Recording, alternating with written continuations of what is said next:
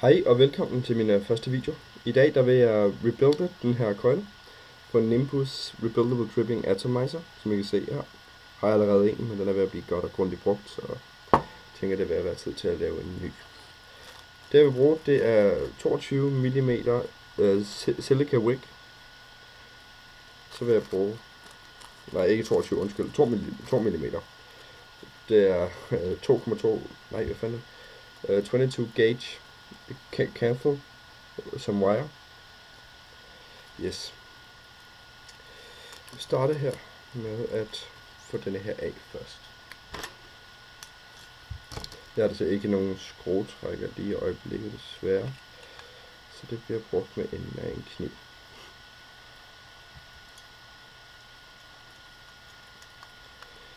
Jeg vil forsøge at ramme de cirka 1,3 ohm. Det er godt nok juicy. Ja. Jeg pusser den i, tager den lidt af,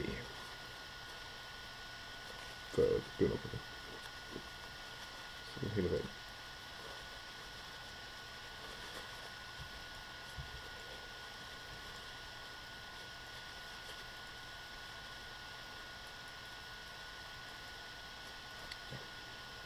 Så er den klar, sådan ser den ud. Vi har en center post, og så har vi 2 negativ. Yes. Jeg her står med at klippe et stykke wire ud.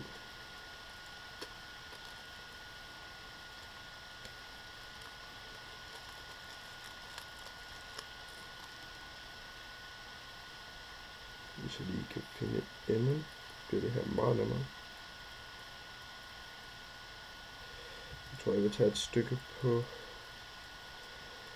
omkring 5 cm. Lidt mere, sådan der. Så fint det. Fantastisk. Jeg skærer med V'en.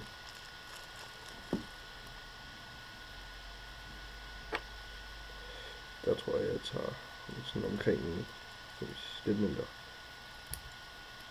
Det er altså fint. Så nu har jeg klippet cirka 5 cm wire. Jeg ved ikke om I kan se det særlig godt. Og omkring 4 cm wig. Ja. Jeg vil starte med her at tage wiren og en pincet her. Og så lige tage min stormlighter og oxidere den en lille smule for at få nogle af, hvis der nu skulle være nogle kemikalier til over for produktionen, for at få dem væk. Så er den også, så er den heller ikke nær så fjederagtig.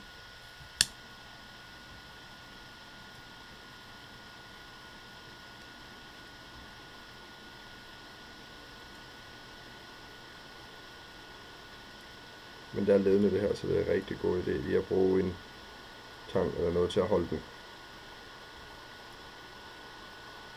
når man gør det her.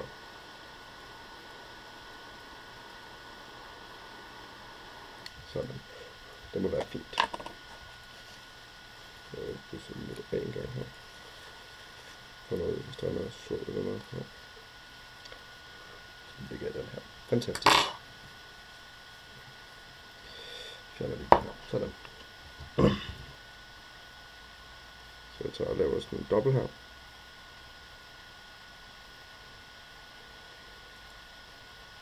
Sådan. Næsten, hvis jeg lige går fat i. Så tager jeg den her.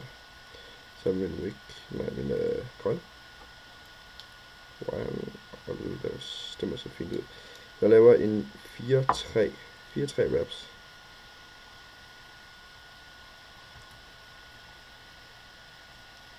Jeg prøver dem så tæt på hinanden og fint som muligt. Nu fik jeg lige sluppet den her. Og det går da godt nok elendigt lige nu. Fordelen der også. 1, 2, 3. Og der var måske ikke særlig lang. System. 4. Sådan.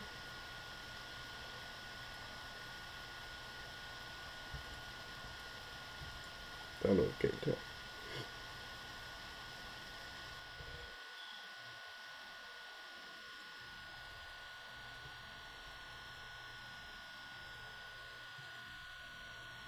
Godt nok lidt længere.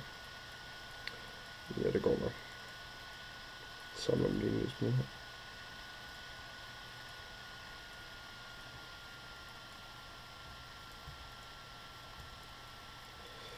Yes.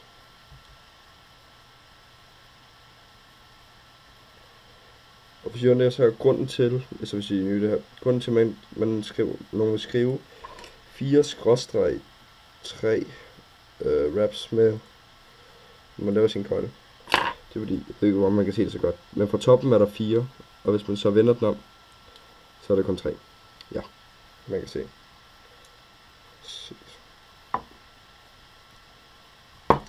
Så. Og den er lidt kort. Den kan jeg så bruge på midterposten. Yes. Så vil jeg lægge den ned. Se hvor der skal bruge det passe bedst hen.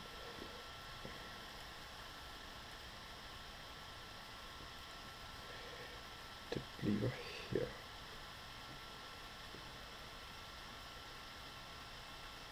Så start med at spænde centerposten, når jeg lige kan få køjlen til at passe ind.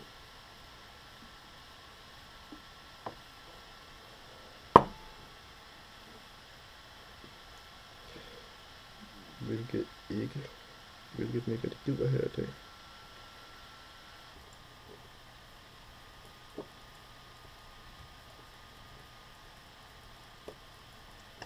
Sådan. Det var den ene.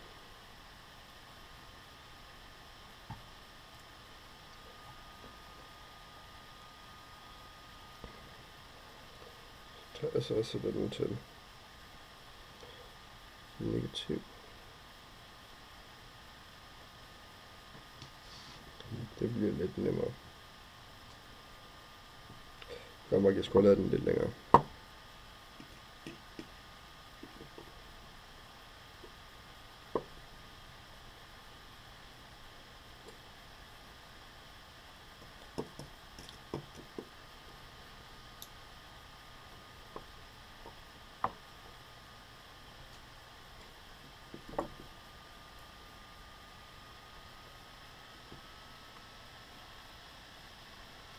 Rimelig tæt på.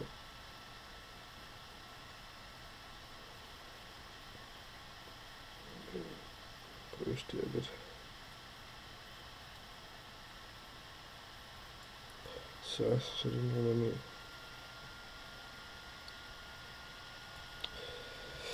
Yes. Sådan.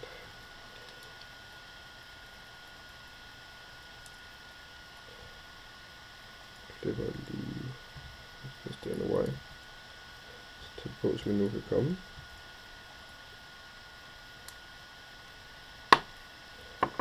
Sådan. Så vil jeg lige prøve at få den her lidt mere i.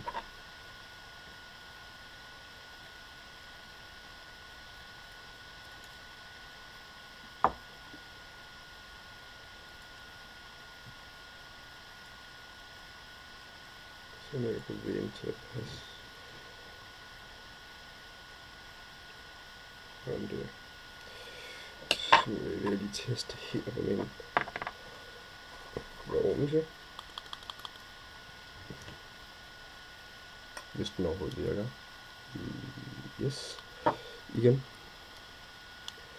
100% 1,3 ohm præcis.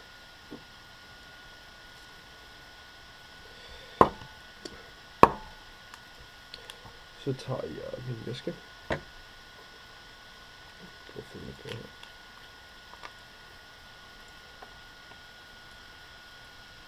Jeg gør lige på det.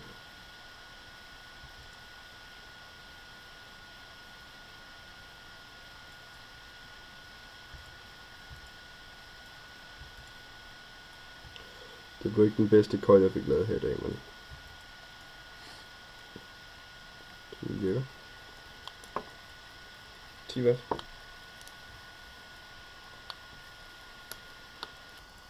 Nu har jeg fået mit drip shield på, og er klar til at teste zoom.